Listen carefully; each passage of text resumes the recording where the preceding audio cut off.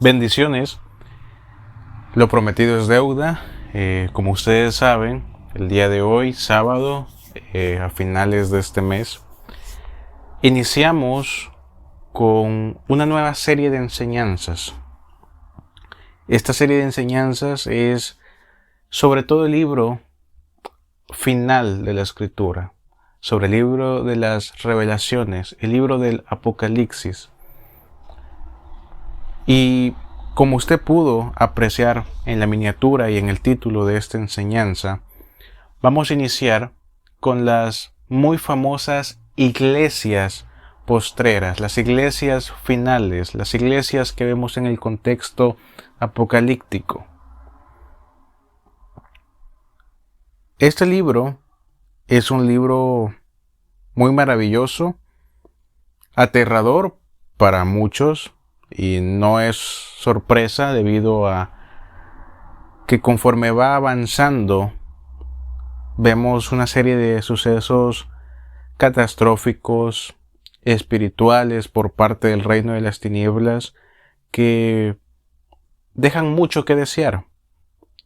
Pero a pesar de eso, el indagar en este libro también es un libro libertador, un libro de esperanza.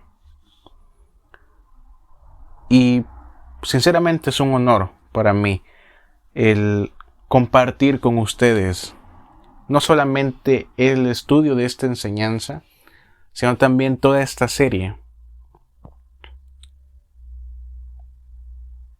Antes de dar inicio al tema correspondiente y en general iniciar básicamente toda esta serie de estudios sobre el Apocalipsis, me gustaría llevar a cabo una pequeña oración para que sea Dios con nosotros de principio a fin a lo largo de esta maravillosa serie. Señor, te damos las gracias por este momento. Gracias por darnos la capacidad, la oportunidad de estar delante de tu presencia, por guardarnos, por cubrirnos. Gracias por tu pueblo, por tus ovejas. Gracias por las personas que están escuchando esta enseñanza. Espero que no solamente conozcan, sino que también lo apliquen a sus vidas. Que seas tú hablando mediante tu siervo y sobre todo mediante tu propia escritura, mediante tu palabra. Guárdanos de toda devastación, de toda peste, de toda calamidad. Líbranos de cualquier hueste de maldad que quiera levantarse al indagar en lo que estaremos viendo a lo largo de esta serie. Sé tú con tu pueblo, por favor. Amén.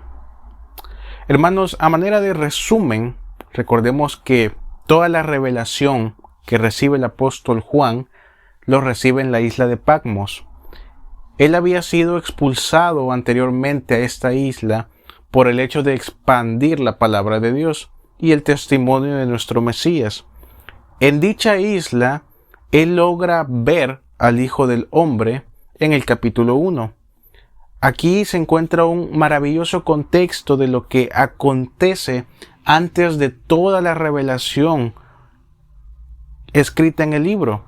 A partir de aquí inicia la historia maravillosa que estamos por ver, por lo cual, amados, sean muy bienvenidos a este estudio sobre las iglesias finales, que a su vez, como es bien conocido, es bien sabido, estas iglesias, estas 7 iglesias más específicamente hablando, representan o simbolizan las etapas del Evangelio. Nosotros, como bien sabemos, y no lo digo a manera de desalentar o desmotivar, sabemos que históricamente, proféticamente, espiritualmente, contextualmente, no estamos en la mejor etapa de las iglesias. Y eso es muy fácil de detectar con algo tan simple como ver cómo está el mundo a nuestro alrededor, pero no nuestro mundo fuera de Dios, sino nuestro mundo dentro de la obra del Mesías. Quiero que vaya conmigo evidentemente Apocalipsis. En el capítulo 2, amados, vamos a ver la primera iglesia. Apocalipsis capítulo 2, desde el verso 1 hasta el verso 7. Apocalipsis 2, verso 1 al verso 7. Y dice la escritura de la siguiente manera: escribe al mensajero de la iglesia que está en Éfeso. Esto dice el Todopoderoso, que tiene las 7 estrellas en su diestra, el que camina entre los 7 candeleros de oro. Yo conozco tus obras, tu dolor y tu perseverancia, que no puedes soportar a los malos, y has puesto a prueba a los que se dicen ser apóstoles, pero no lo son, y los has encontrado falsos, y tienes perseverancia.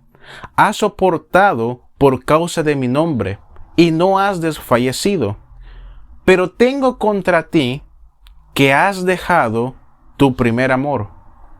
Por lo tanto, acuérdate de dónde has caído, y arrepiéntete, y haz las primeras obras, porque si no vendré pronto a ti, y si no te arrepientes, moveré tu candelero de su lugar. No obstante, tienes esto a tu favor, que aborreces la obra de los Nicolaitas, la cual yo también aborrezco. El que tenga oídos, entienda lo que el Espíritu dice a las iglesias. Al vencedor le daré a comer del árbol de la vida que está en el paraíso de mi Dios. Hasta acá, amados. Podemos ver que el texto es claro, es fuerte. Hay características negativas, otras positivas. Y para escudriñar dicha iglesia debemos ver primeramente su lugar, su punto geográfico. Es decir, dónde es que realmente está ubicada la iglesia. Porque eso nos va a abrir un poco más el entendimiento, nos va a dar una idea, el por qué Dios, siendo la primera iglesia, le dice que aborrece a los nicolaitas, que no soporta a los malos, que ha encontrado falsos a muchos que dicen ser apóstoles, pero que la realidad es que no lo son, pero también le dice que ha abandonado su primer amor. Y cualquiera, al leer sobre esta primera iglesia, podría fácilmente preguntarse, pero ¿cómo por qué? Es decir, aborreces la obra de los nicolaitas, encuentras a falsos apóstoles, los evidencias, no toleras a los malos, dice también que no has desfallecido, y a la misma vez Dios le está diciendo que ha abandonado su primer amor. ¿Cómo es eso, hermano? Porque por lo que se acaba de leer, pareciese que la iglesia está en excelente estado. Nadie que ha abandonado su primer amor estaría peleando de esta manera tan feroz por proteger el evangelio. Bien. Esta iglesia está ubicada en Éfeso. Éfeso era la ciudad más importante de la provincia romana del Asia preconsular. Era también un centro postal y administrativo casi tan importante como Antioquía. Antioquía estaba ubicada a unos 5 kilómetros del mar, pero la desembocadura completamente ancha del río Caistro permitía un acceso amplio, por lo cual esta ciudad, Éfeso, fue una ciudad, además de importante, también famosa. Habían 4 rutas comerciales que atravesaban Éfeso, por lo que también le apodaban la puerta a toda Asia. La palabra Éfeso se desprende de la expresión éfesis, que es básicamente, traducido a nuestro idioma, un deseo ardiente. No necesariamente en el buen sentido, claro está. Por lo cual en sus inicios la ciudad fue cimentada como la ciudad del deseo, la ciudad que arde, la ciudad de la pasión, le llamaban algunos. Este deseo ardiente no era hacia Dios, por supuesto, era hacia el mundo pagano. Pasando el tiempo, la ciudad fue conocida como la guardiana del templo. En la ciudad de Éfeso, se encontraba el templo de la diosa Artemisa, Diana también de los efesios. El templo de esta diosa pagana fue conocido como una de las 7 maravillas del mundo antiguo. Era un templo 4 veces más grande que el perteneciente al Portenón de Atenas, y estaba adornado con las estatuas de los más famosos escultores griegos, entre ellos Fidias, Prafísteles, Apeles. La ciudad tenía otros templos, y esos otros templos evidentemente estaban mayormente dedicados a dioses y emperadores romanos. Se sabe, amados, que esta ciudad era el punto de reunión para el mundo pagano. La diosa Diana tenía gran fama, por lo cual muchos de diferentes ciudades venían a adorarla al templo que estaba ubicado en Éfeso. La fundación de la iglesia llega en el año 52 de nuestra era. Y esta iglesia, la iglesia de Éfeso, es fundada por Pablo. Entonces quiero que te des una idea. Cuando llega Pablo a la ciudad de Éfeso a instaurar la iglesia, han pasado 52 años. Tiene que enfrentarse a 52 años de antigüedad, no necesariamente buenos, porque la ciudad básicamente podríamos decir que era como Sodoma mezclado con Babilonia, pero con un mayor alcance económico, comercial. Era un punto estratégico la ciudad de Éfeso. Por lo tanto, se entiende entonces que desde sus inicios la iglesia de Éfeso tuvo que afrontar de manera fuerte lo que había a su alrededor.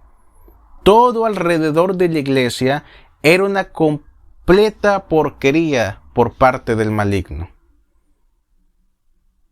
Literalmente, lo que hace Pablo al fundar la iglesia de Éfeso es como colocar un pequeño lunar en medio de tanta maldad. Dice el verso 2, yo conozco tus obras, tu dolor. La palabra dolor que observamos viene del griego kopos y es una fatiga profunda, un cansancio extremo, un trabajo duro y molesto que agota la energía. Y es entendible. De nuevo, la iglesia de Éfeso estaba rodeada de porquería. Había que resistir a las tentaciones de la carne. Los dioses paganos de la ciudad, más los que se asentaban por parte de otros comerciantes extranjeros, la presión por parte del pueblo romano, las hechicerías y el oscurantismo que habitaba en dicha ciudad, sin tener en cuenta los infiltrados, los falsos apóstoles, las malas doctrinas, los nicolaitas, pero aún así no se rendían, seguían avanzando. Esta iglesia perseveró en el camino de la fe.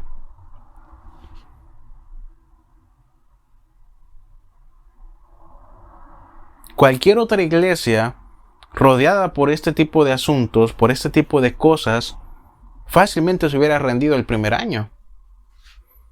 ¿Sabes qué, Pablo? La verdad, no creo que esto vaya a resultar. Somos lo único que está medianamente bien. Y mira a nuestro alrededor. La gente no quiere saber nada de Dios. Nos tachan de locos. Peleamos, resistimos, nos esforzamos, pero los avances son pocos. Mira de lo que estamos rodeados. Nuestros ancianos salen y ¿con qué se tienen que encontrar? Prostitutas en medio de las calles, semidesnudas, por no decir desnudas. Da igual hacia dónde voltees a ver, Hay una estatua de un dios por un lado, la estatua de otro emperador. ¿Qué hacemos aquí?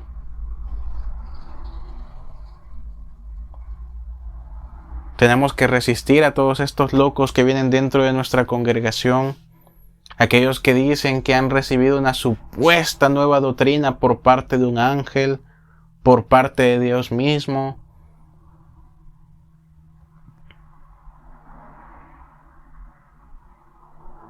Y aún así seguían esforzándose. Es de admirar la iglesia de Éfeso, a decir verdad, porque no se rindieron. Dice también el verso 2 que Dios sabe que no puede soportar a los malos. Y mucha gente piensa que esta expresión, piensa que esta frase de no toleras a los malos, normalmente las explicaciones que he escuchado sobre esta parte del texto es que, bueno, sencillamente era porque sacaban a todos aquellos falsos dentro de la congregación. Sí, ¿no? No toleras a los malos quiere decir que ellos no soportaban que algún nicolaíta estuviera en medio de su gente. Quiere decir, hermano, que si encontraban algún falso líder, un anciano que estaba haciendo X o Y actividad inmoral, algún falso apóstol, algún falso profeta, pues sencillamente con la misma que entró, con la misma lo sacaban. No necesariamente. O sea, sí, porque evidentemente era una iglesia, valga la redundancia, apostólica, dirigida en sus primeros años incluso por Pablo. Y precisamente por esto es que mucha gente no entiende realmente el contexto de lo que significa esta expresión. Yo les he hablado que en el contexto apostólico hay algo, y lo hemos visto en enseñanzas anteriores, hay una expresión que algunos apóstoles utilizan, sobre todo, mayormente o popularmente Pablo, que es la de entregar a alguien a Satanás. Y hemos visto que esta expresión no significa sencillamente tirar a alguien de la iglesia, hacer que la persona ya no vuelva a entrar a la congregación, que la persona no cuente con el apoyo de los hermanos, que la persona ya no se va a estar llevando en oración. Eso significa entregar a alguien a Satanás que queda literalmente desprotegido por parte de la congregación. Y es lo que podríamos creer. Y sí. Pero también la expresión de entregar a alguien a Satanás, como en su momento lo vimos, y de acuerdo no solamente por lo que revela la Escritura, de acuerdo también a historiadores, de acuerdo también a emperadores, el entregar a alguien a Satanás dentro del contexto apostólico en los primeros años no era solamente aventarlo de la congregación. Si la persona había cometido un alto pecado, si había hecho una actividad que verdaderamente requería de un castigo duro, entregar a alguien a Satanás también quería dar a entender azotarlo, y no necesariamente de la manera más amable, porque la expresión que encontramos en la Escritura en el idioma original es darle azotes como los que le fueron dados al Mesías. En ningún momento se especifica qué tipo de azote, porque claramente sabemos muy bien que al Mesías le fueron dados azotes de diferentes tipos, de diferentes categorías, de diferentes ramas, cada uno más brutal que el anterior. No se especifica qué tipo de azote le era dado a los malos, a los perversos, a los falsos, porque la Escritura no lo revela. Podría ser algo tan simple con una vara, o bien un poquito más duro. Pero eso era realmente, o eso es lo que está diciendo la Escritura. Tú no toleras a los malos. Y vemos que posterior a esto, en cuanto menciona esta expresión, dice, has puesto a prueba a los que se dicen ser apóstoles, pero no lo son. Y los has encontrado falsos. Claramente, algo pasó.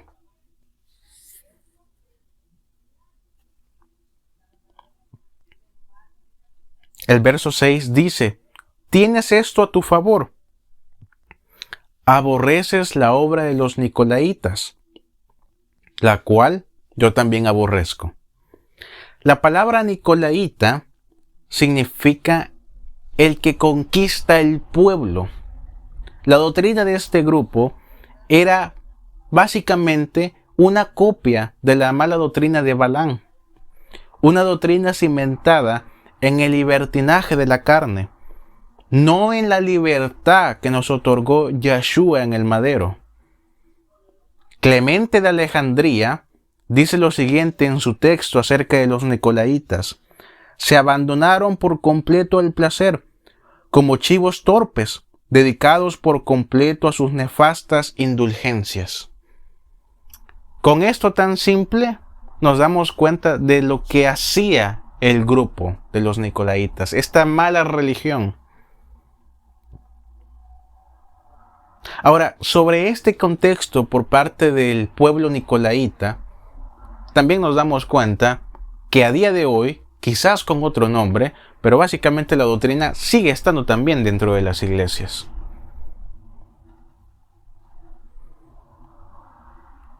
La palabra nicolaíta es el que conquista el pueblo. Una doctrina cimentada en el libertinaje de la carne.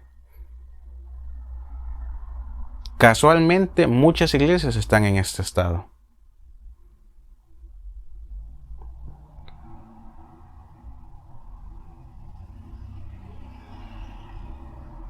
Desde los más jóvenes hasta los más ancianos.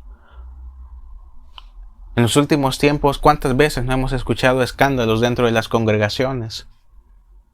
Que el pastor violó a una niña, que el anciano se metió con fulana de tal, que la pastora le fue infiel a su esposo y lo engañó con el que recolecta las ofrendas, que la joven que tocaba algún instrumento musical, quizás la líder del grupo de alabanzas, tuvo una orgía con los hermanos de la congregación.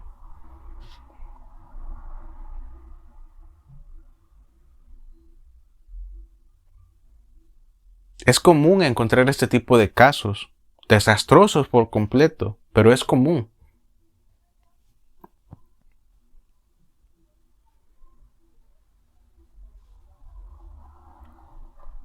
Entonces, hasta acá, amados, fácilmente podríamos decir que era una excelente iglesia.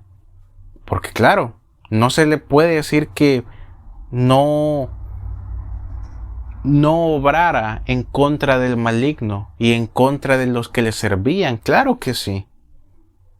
Pero vemos también que el verso 4 menciona: pero tengo contra ti esto, que has abandonado tu primer amor.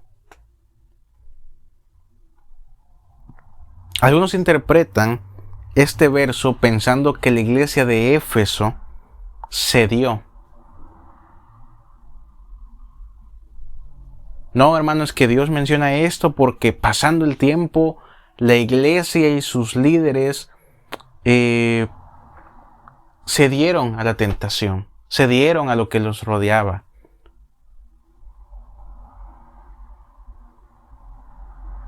La realidad es que no, amados. Esto es un poquito más simple.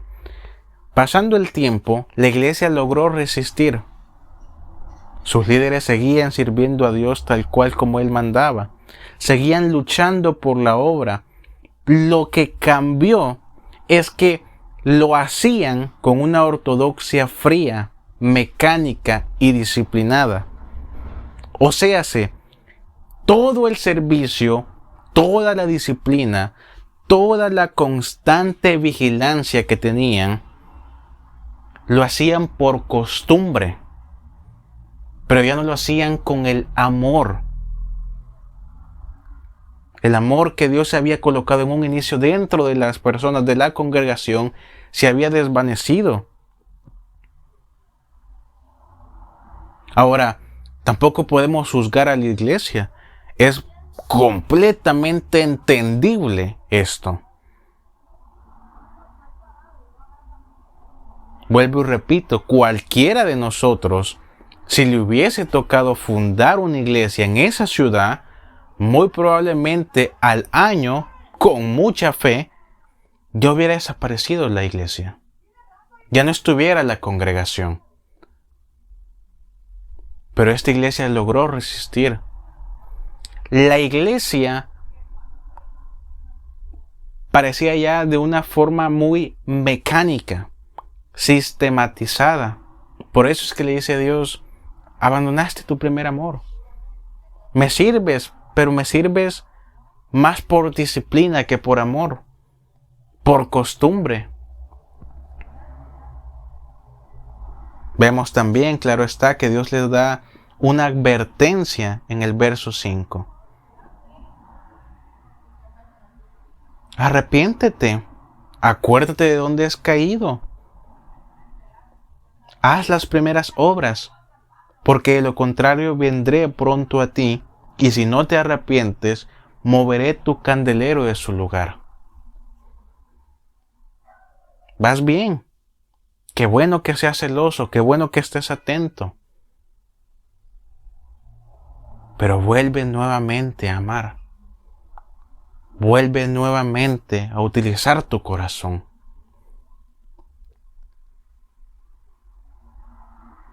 Es difícil, claro está. Cualquier líder en esta situación es muy fácil que abandone el corazón. Porque claro, el corazón es torpe.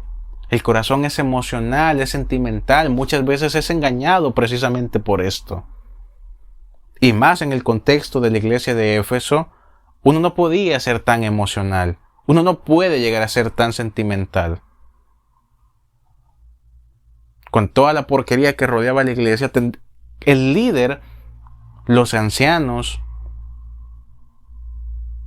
tenían que ser muy, pero muy vivos.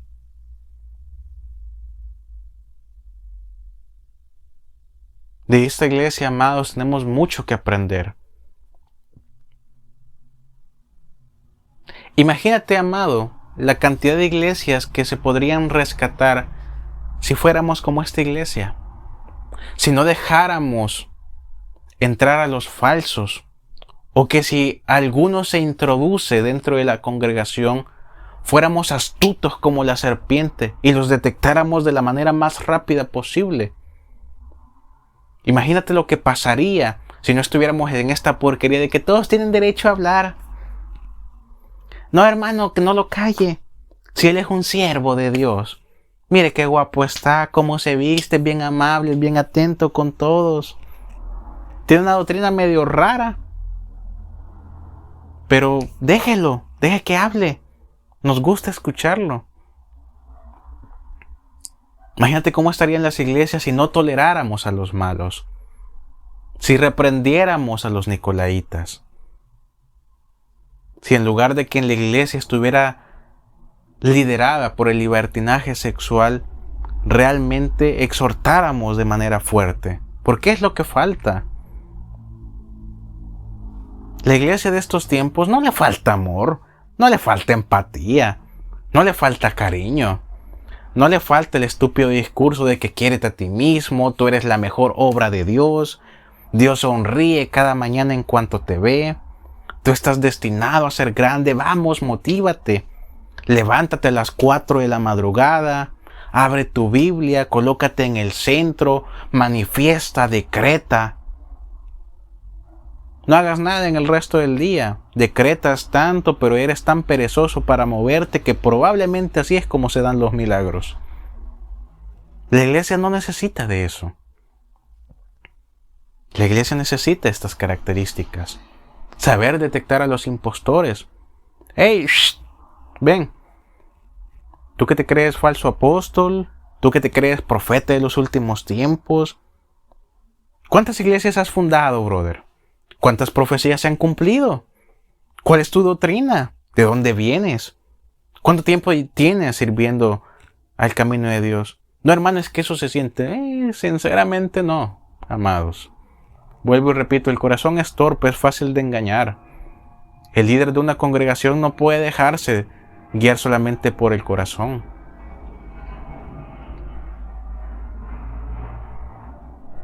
La calidad de iglesias que tendríamos si tomáramos estas bases de la iglesia de Éfeso. Estaríamos muy, pero muy distintos.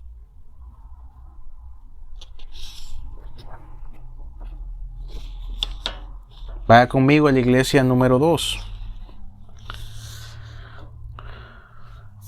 Mismo capítulo, verso 8 al 11. Apocalipsis capítulo 2, verso 8 al 11. Dice así la escritura: escribe al mensajero de la iglesia que está en Esmirna. Esto dice el primero y el último, el que estuvo muerto, pero ha resucitado. Yo conozco tus obras, tu aflicción y tu pobreza, aunque eres rico. También la blasfemia de los que se dicen ser judíos, pero no lo son, sino que son sinagoga de Satanás.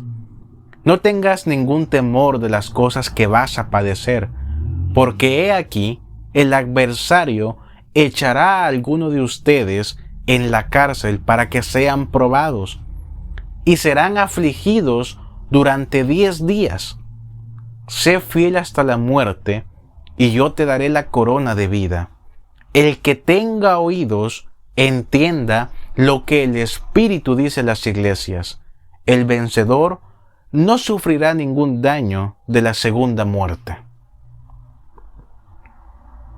La palabra Esmirna significa mirra, aquella sustancia que se utilizaba para perfumar y también para ungir a los cadáveres. En el pasado, dicha ciudad, la ciudad de Esmirna, era conocida como la corona de Asia. En la actualidad corresponde a Izmir, ubicada en Turquía. Era la ciudad más bella en el Asia Menor. Era un fuerte centro para la ciencia y para la medicina. La ciudad, amados, de Esmirna tenía una lealtad intensa a Roma, lo que evidentemente la llevó a cultos fuertes al emperador como si fuese un dios. Esmirna practicaba la diosificación, que no es otra cosa más que sencillamente hacer parecer a un humano, independientemente de su sexo, como si fuera un dios. Vemos que Nimrod hizo esto. Nos recuerda mucho a la antigua Babel, Bak-el, el portal, la puerta de los dioses. En el verso 9, Yahweh felicita en primera instancia a la iglesia. Él sabe lo que hay en Esmirna, Él conoce a su pueblo, pero también la blasfemia. Los falsos judíos que son sinagoga de Satanás.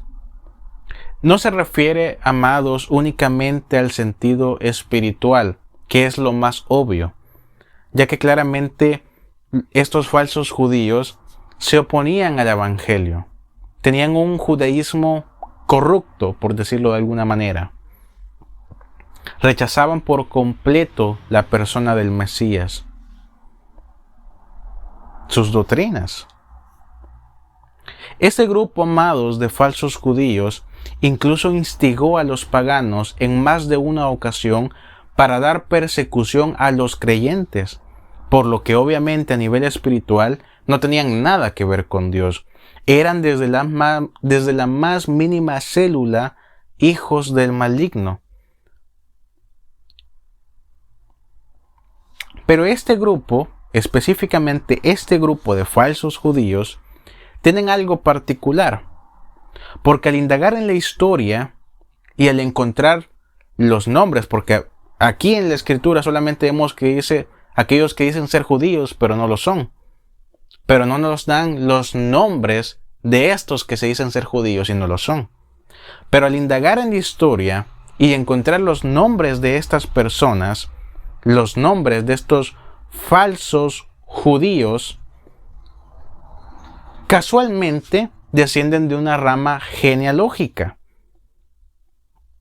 Y estos falsos judíos, qué casualidad, que provienen de los mismos falsos judíos del pasado con quien el Mesías se enfrentó en muchas ocasiones. Los hijos del diablo, como les llamó el propio Mesías. Y como vimos en su momento, esta expresión del pasado, esta expresión de ser hijo de Belial, Dios lo reprenda, o hijo del diablo, no solamente hace alusión en el sentido espiritual, y más que todo en el griego, sino que genéticamente no eran hijos de Dios. Recordemos que estos judíos, estos falsos judíos, descendían de los antiguos, y casualmente en la antigüedad, a quien se le otorgaba el título de falso judío, provenían por parte de los eneos. Y sabemos muy bien quiénes son los eneos, que no es más que un apodo, un nuevo nombre, un nuevo título para los descendientes directos del estirpe de Caín. En otras palabras, de los nahashitas. Entonces, si estos falsos judíos de Esmirna descendían de los eneos del pasado, no hace falta una super revelación para entender qué es lo que había dentro de ellos. ¿Qué es lo que portaban en la sangre? En el verso 10 hay una serie de avisos.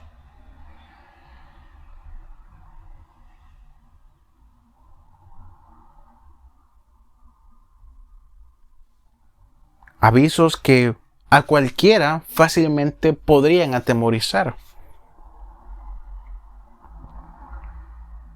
A nadie le caería en gracia que Dios le diga: hey, ¿sabes qué? El diablo me ha pedido para azotarte. Y la verdad es que le voy a dar permiso. Sí, Señor, gracias. No. Nadie se pondría contento por escuchar algo así.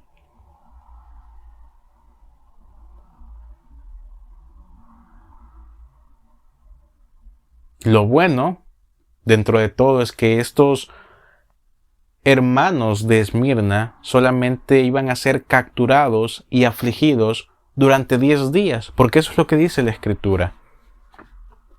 Sin embargo, también esto de los 10 días es algo simbólico. ¿Por qué? Bueno, por lo siguiente: en Esmirna, amados, solamente se llevaron a cabo 2 persecuciones de manera concreta. En la primera persecución murieron los mártires, 1500 de sus miembros. En la segunda persecución, 800.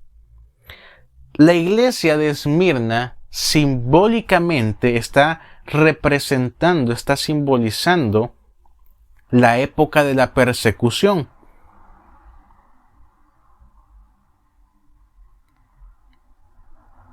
Sabemos muy bien que desde hace mucho tiempo han habido persecuciones en contra de nosotros los cristianos. Es algo que incluso se ve a día de hoy.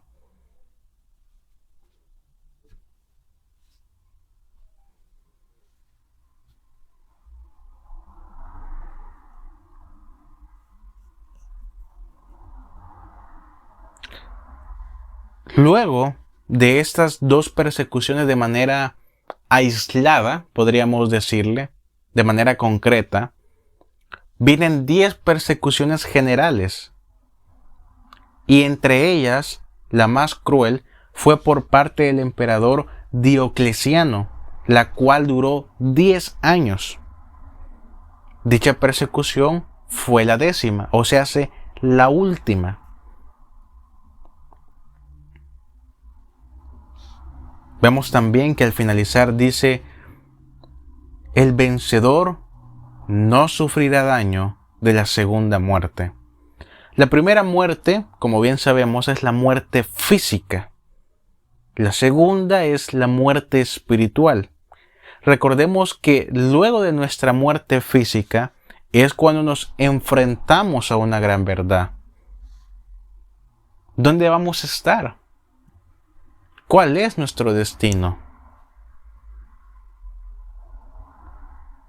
¿Entraremos al milenio y por ende obtendremos la vida eterna si nos esforzamos? ¿O por el contrario seremos los fieles acompañantes del enemigo por la eternidad?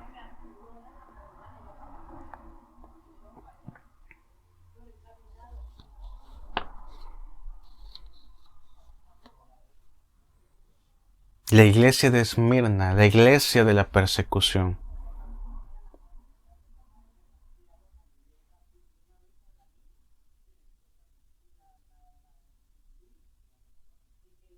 ¿Cuántos han muerto por defender el Evangelio? En todas partes, no solamente en un país, ciudad, pueblo, vecindario aislado. En muchas naciones hay persecuciones en contra de nosotros.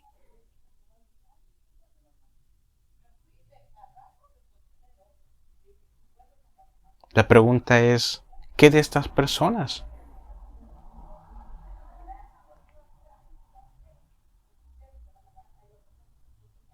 ¿Qué de aquellos que se congregaban en esas iglesias? Porque claro está que si se esforzaron, si sirvieron, si incluso si tuvieron el coraje para no blasfemar, para no rechazar el nombre de Dios, es fácil darse la idea que estas personas son salvas. Pero las que no, las que nunca se esforzaron, las que nunca se comprometieron, las que fueron tibias, las que fueron por épocas personas evangélicas, pero también por épocas personas al servicio de Satanás. Aquellos valientes y fuertes en épocas de paz, pero también cobardes en el momento de la guerra. Muy probablemente no tengan el mejor de los destinos. Continuamos con la tercera iglesia. De antemano, amados, antes de continuar, les pido perdón si llegan a escuchar voces, si llegan a escuchar gritos.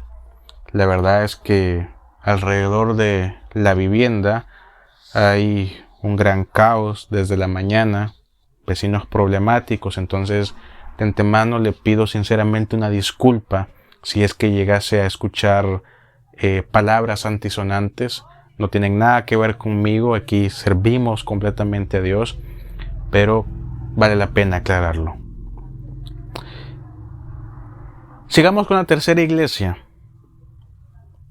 Mismo libro, mismo capítulo, verso 12 al verso 17. Verso 12 al verso 17, amados. Verso 12 al verso 17. Dice así la escritura. Escribe al mensajero de la iglesia que está en Pérgamo.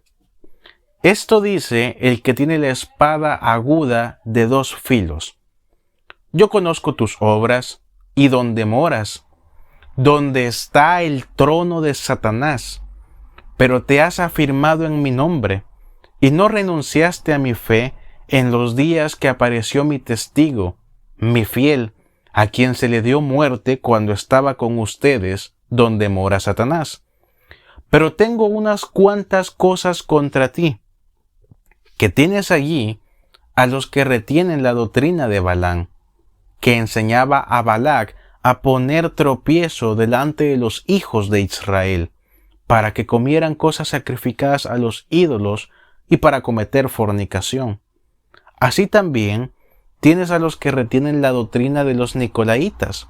Del mismo modo, arrepiéntete, porque si no, vendré pronto a ti y pelearé contra ellos con la espada de mi boca. El que tenga oídos, entienda lo que el Espíritu dice a las iglesias. Al vencedor le daré a comer del maná escondido y le entregaré una piedrecita blanca y en la piedrecita un nombre nuevo escrito que nadie conoce, sino solamente el que la recibe. Hasta acá, amados.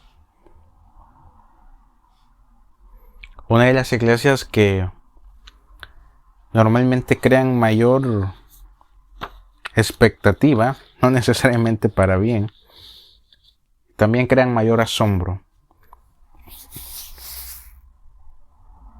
La iglesia de Pérgamo.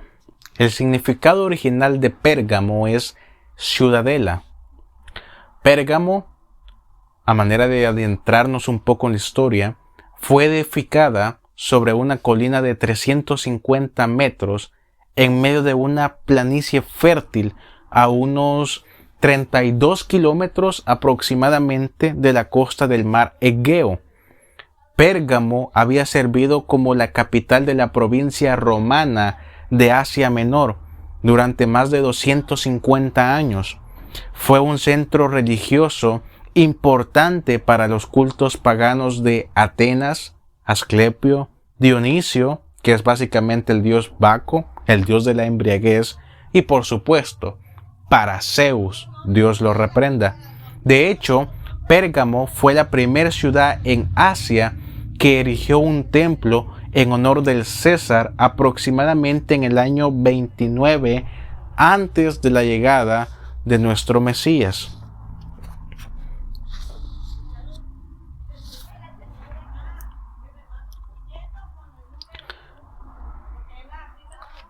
¿Dónde mora Satanás? Porque vemos que esto es algo que se repite 2 veces en el verso 13.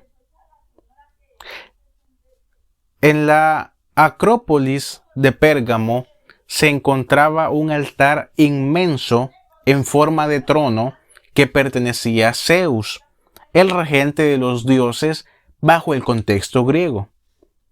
Recordemos que una de las tantas máscaras que el enemigo ha usado a través de los años, y eso lo hemos visto anteriormente de igual forma, es Zeus. Y Dios lo confirma: tú estás donde reina Satanás. En otras palabras, donde está Zeus, donde reina, donde está el trono de Zeus. Además de Zeus, de la misma manera, Asclepio o Esculapio, el dios griego de la medicina, era el dios que más se asociaba con Pérgamo. Su representación, similar a una serpiente, todavía es algo que se utiliza en la actualidad. Y esto es algo que nosotros podemos observar fácilmente en el emblema o símbolo que portan todos aquellos que practican alguna profesión médica. En la famosa escuela médica vinculada al templo, se mezclaba medicina con superstición. Por ejemplo, gracias a la historia, se sabe que cuando la enfermedad estaba en etapas muy avanzadas en el paciente, se requería que éste mismo primeramente adorara a Zeus, el padre de los dioses, y luego debía adorar a Esculapio, el dios de la medicina.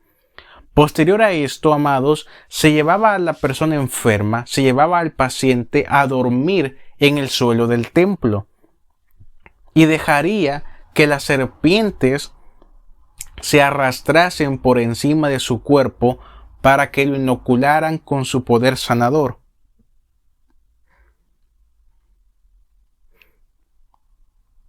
Fíjate qué tontería. Hay que ir primeramente a adorar a Satanás. Luego me voy con un dios falso asociado a la medicina, me llevan al templo, me quedo ahí acostadito y también permito que las serpientes se arrastren por encima de mí.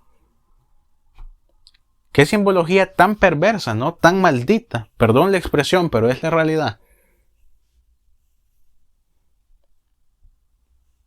Simbólicamente dejo que la serpiente, el enemigo, esté por encima de mí.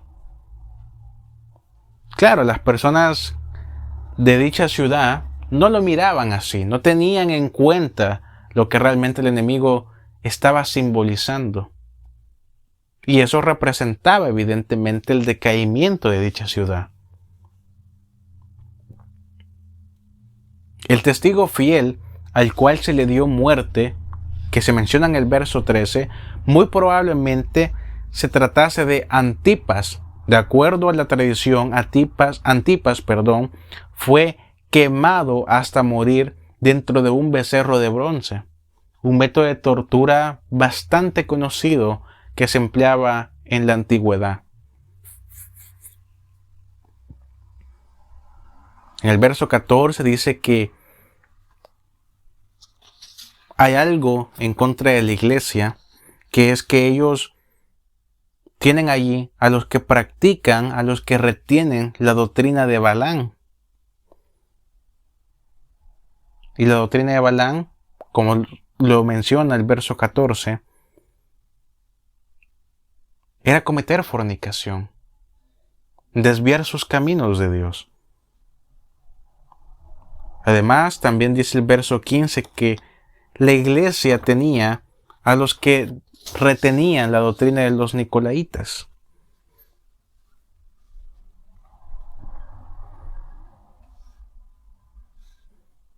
Lo que estaba ahí en la iglesia, fíjate, básicamente fornicación, adulterio, mezclas matrimoniales muy aberrantes. Esas personas muy probablemente dentro de la congregación, dentro de lo que está revelando la Escritura, practicaban el yugo desigual. Una mujer de Dios con un hombre completamente alejado de los caminos de Dios y viceversa. Un hombre de Dios totalmente entregado al servicio del Señor andando con cualquier piruja. A mí me da tristeza cuando veo este tipo de casos, amados. No sé cuánto les ha tocado ver de que de pronto en su congregación, y no a manera de chisme, no me malinterpreten, sino que hasta da sorpresa, hasta cierto punto de sección. No, hermano, ¿cómo puede ser? La muchacha estaba tan sana, tan bonita, y no en un sentido depravado o perverso. Tan hermosa que estaba la joven, y mire con quién se fue a asociar. Pandillero, drogadicto, asesino, violador. Ha dejado 5 hijos con la mujer. No, hombre. Y viceversa, ¿no? Hermano, no lo puedo creer. Aquel que estábamos preparando para que fuera anciano de la iglesia, mire la estupidez que acaba de hacer. Se fue a meter con fulana de tal. Y esta abre las piernas por $1 allá en la avenida 64. No, hombre. Es por eso que vemos tan seguido en el Nuevo Testamento: no os unáis con yugo desigual.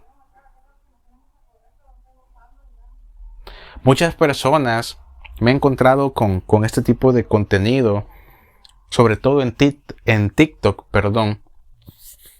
piensan que esto de no unirse con yugo desigual es porque nosotros los cristianos nos gusta ser un tanto narcisistas, creernos más que los demás. No es así. Claro, no puedo negar que habrán cristianos que claramente se sientan de esta manera. ¿Por qué? Sencillamente porque están tontos, porque están locos. No podemos creernos más que los demás. Al final del día, si hemos de ser salvos, ni siquiera es por nosotros mismos. No es porque lo merezcamos. Sencillamente es por un acto bondadoso de gracia y amor por parte de aquel que en su momento vino a salvarnos. Pero no es por nosotros mismos.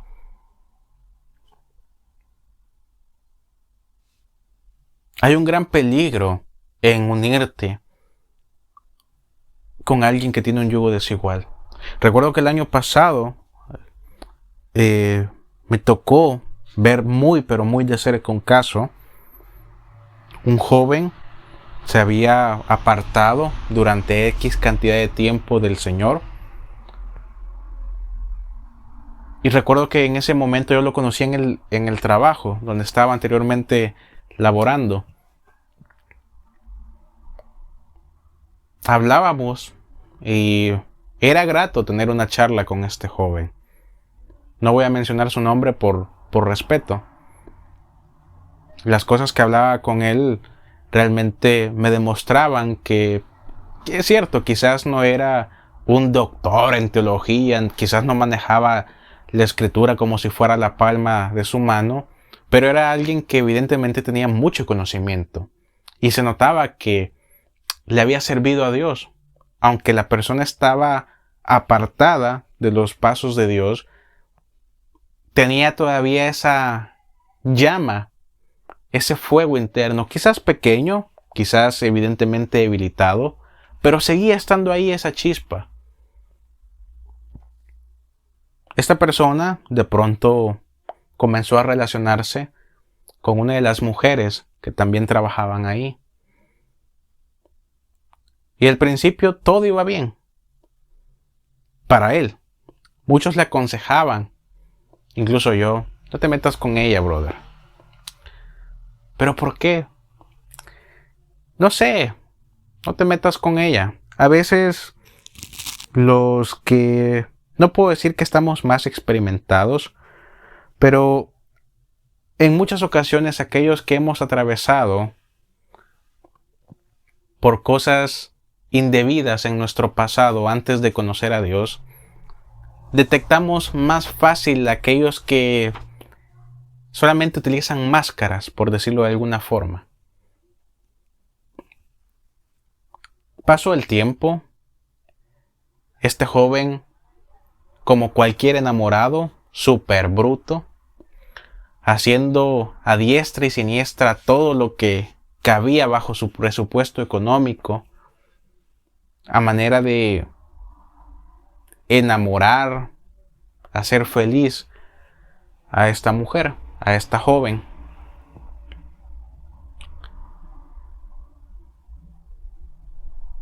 Recuerdo que el día que le iba a proponer noviazgo, porque habían pasado alrededor de 4 meses mientras estaban ahí encaramelando ambos, el día que le iba a proponer noviazgo, si no me equivoco, era también el día del cumpleaños de la joven. Y me acuerdo que me había consultado, ¿no?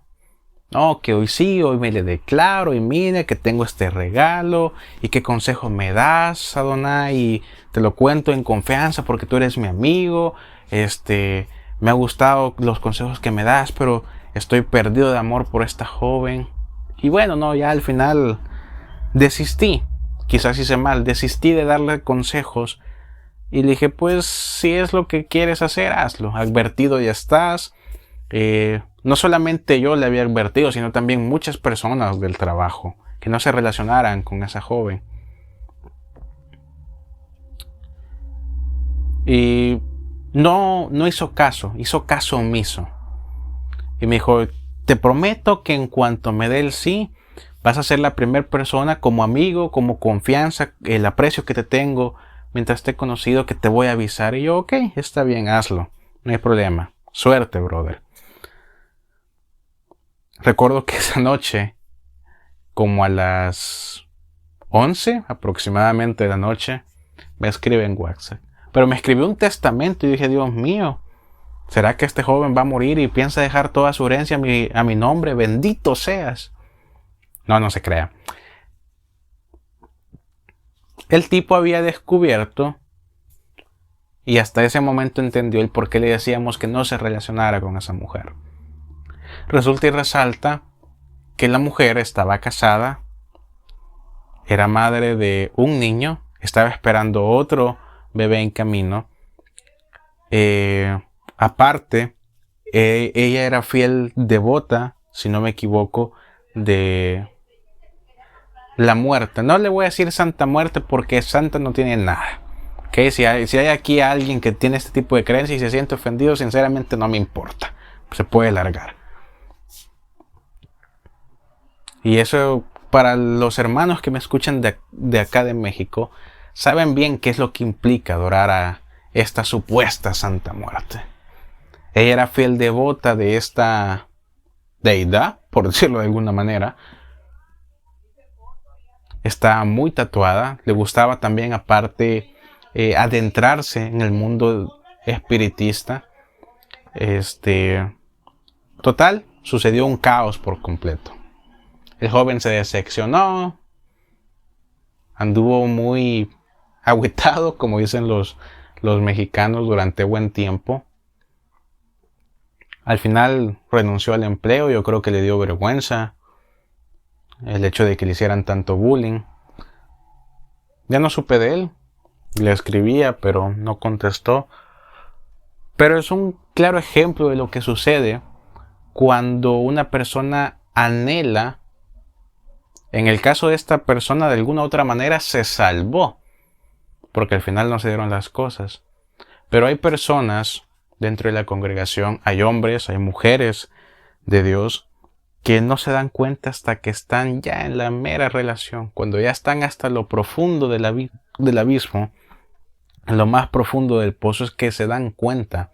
Recién comienzan a abrir los ojos del por qué no es bueno unirse con alguien en yugo desigual. Porque no es sencillamente de que, pues yo creo en Dios y la otra persona no. ¿Cuál es la diferencia?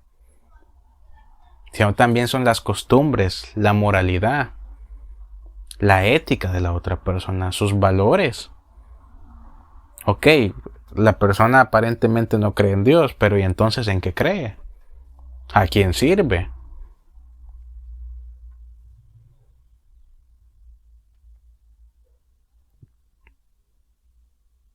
Esto es lo que estaba ocurriendo en esta iglesia. Los hombres y las mujeres de Dios se estaban relacionando con hombres y mujeres fieles, pero no a Dios, sino a Zeus, a Satanás. Dios los reprenda. Adoraban a dioses extraños, participaban en banquetes idólatras. Claramente era y sigue siendo algo que Yahweh aborrece para su pueblo. Sin embargo, en el contexto de este verso es bastante difícil por el hecho de que, en unión con el verso 15, dice la Escritura que no solamente tenían, sino que retenían a estos individuos. No solamente estaban dentro de la iglesia, sino que la propia iglesia no los dejaba marcharse. Tienes y retienes, es decir, abrazas, aprisionas, no los sueltas. En la primera iglesia no es así. Si se dan cuenta de las diferencias en la primera iglesia, no, tú los detectas, tú indagas, tú estás en contra y eso me agrada, vas bien ahí. No toleras a los malos. Aquí no. Aquí es tienes y retienes. No contento con tener a toda la pudrición dentro de la iglesia, se te ocurre encadenarlos, hacerlos socios. Los abrazas fuertemente. En lugar de darles una patada y hacer que se salgan, tú los tienes ahí, codeándolos, diciéndoles hasta hermanos, Dios te bendiga. ¿Qué es eso? La iglesia, en pocas palabras, estaba enferma, pero a la misma vez no anhelaba curarse. Estaba postrada en cama, pero no quería buscar la cura.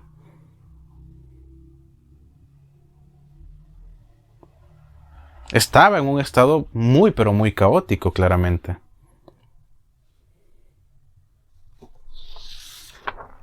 Vemos también que el verso 17 dice: el que tenga oídos entienda lo que el Espíritu dice a las iglesias. Al vencedor le daré a comer del maná escondido y le entregaré una piedrecita blanca y en la piedrecita un nombre nuevo escrito que nadie conoce sino solamente el que la recibe.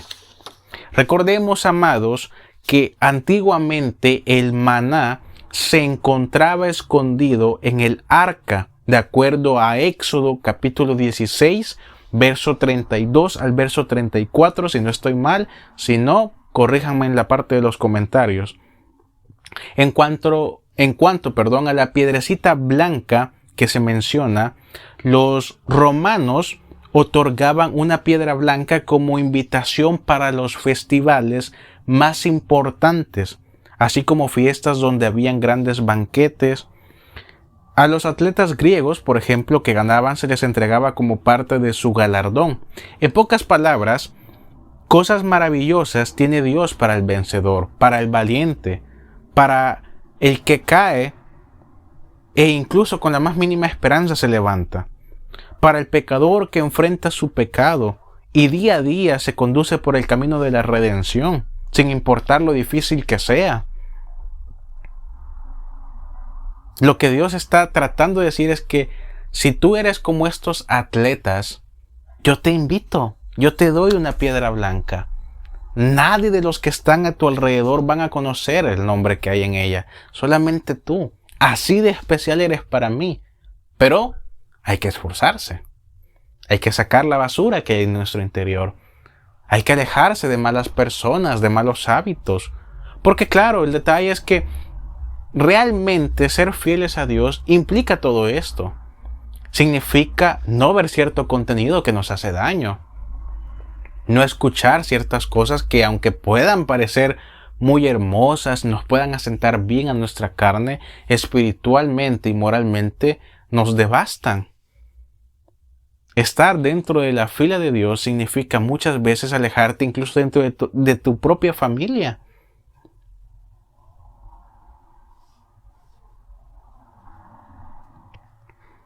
Servir a Dios, amados, muchas veces significa incluso rebelarse en contra de los padres.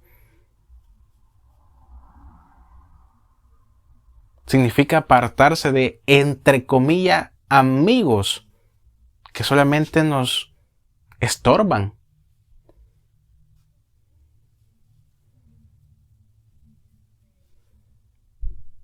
Hay gente que dice, no, yo tengo amigos por donde quiera. ¿Tienes amigos realmente?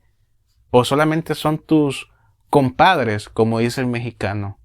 Tus conocidos, tus compas.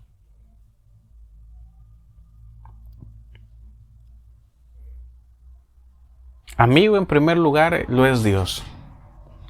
Y en segundo lugar, bajo el plano humano, muy probablemente los amigos los puedes contar sencillamente con una sola mano.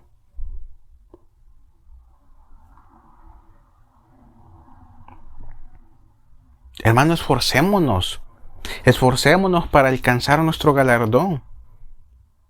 ¿La salvación es gratis? Claro, es gratis.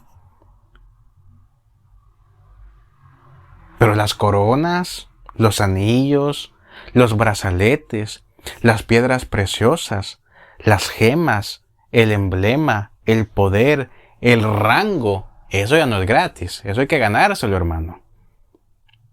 Para eso hay que esforzarse, hay que tener disciplina, hay que trabajar constantemente. Amados, vamos a dejarlo hasta acá por el momento. Creí que se iban a poder mencionar todas las iglesias, pero pues aún falta. Solamente hemos visto 3 iglesias, ya llevamos un poco más de 1 hora. Sé que no todos tienen el tiempo suficiente. Así que pues lo dejaremos en 2 partes. Esta sería la parte número 1. En la parte número 2, en la próxima enseñanza, estaríamos concluyendo con las iglesias, con las 7 iglesias. Estaríamos viendo las 4 iglesias restantes. Ha sido un gran honor, ha sido un gran placer. Espero que todo esto les sea de gran bendición. Y así es como iniciamos. Esta serie va para largo. Gracias por estar aquí. Dios los bendiga. Nos vemos en la siguiente enseñanza.